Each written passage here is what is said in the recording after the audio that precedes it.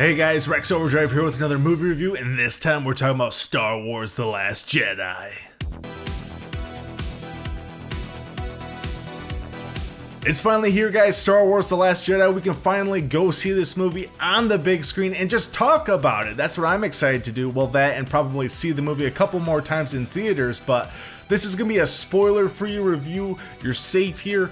Sit back, grab your favorite Star Wars Funko Pop or Black Series figure, and enjoy the ride. Now, to just get right into it, I really loved this movie. There's a lot of stuff that I liked about this movie, but there is some stuff that I wasn't really a fan of. But just overall as a film, this is a Star Wars movie that's going to expand the mythology, and it obviously connects with other Star Wars movies, but it's also a movie that just stands on its own. And it's also extremely hard to talk about these movies without getting into too much detail, and for me personally, I just watched the main trailers. I didn't watch any of the TV spots or anything like that, or read any articles online shortly before the movie coming out, because I just wanted to go in clean, fresh. I didn't want to be influenced by anything. I just wanted to go in and experience this thing. And for me personally, I think I really benefited from that, because there's just so many unexpected moments and things that just pop up in this film that will be such nice surprises for you. Rian Johnson also wrote and directed this film, and he sort of comes from this like indie film background, but he also directed Looper, which is sort of like an action sci-fi movie, but on such a smaller scale than say like a Star Wars film.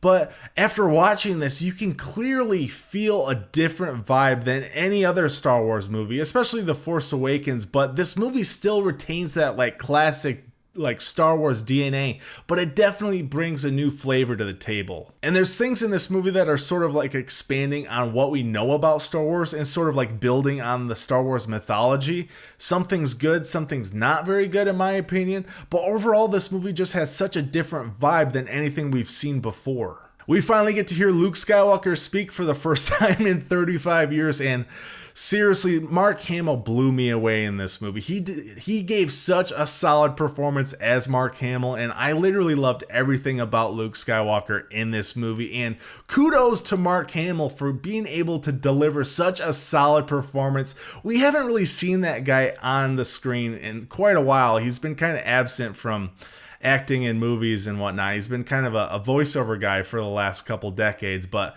Mark Hamill blew me away in this movie. I loved Luke Skywalker in the film. Also, seeing Carrie Fisher on screen as Leia is such a bittersweet moment, knowing that this is the last time we're ever going to see her play this character. And she did a fantastic job in the film, and the first time she pops up in the movie, you can feel the warmth in the theater between the audience, and you just feel it right here, man. Freaking Leia, man. She was so good in the movie. Rey is also sort of the main character or key character in this new Star Wars trilogy, and we obviously had a bunch of questions walking out at the end of The Force Awakens.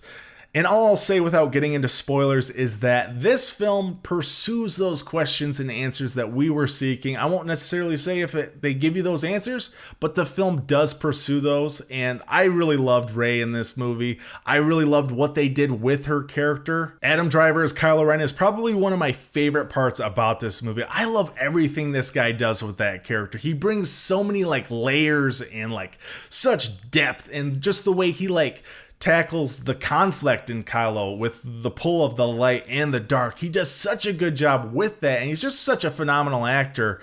But I love everything they do with Kylo Ren in these movies, and this movie's almost just as much Kylo's movie as it is Rey's movie, and just the dynamic between those two in this film is just so good. And as far as the story goes, I know a lot of people consider The Force Awakens just a rehash of A New Hope, and I don't really think that at all. I know there's some obvious similarities, but I think that film has enough new stuff and introduces new ideas and new characters that it still stands on its own.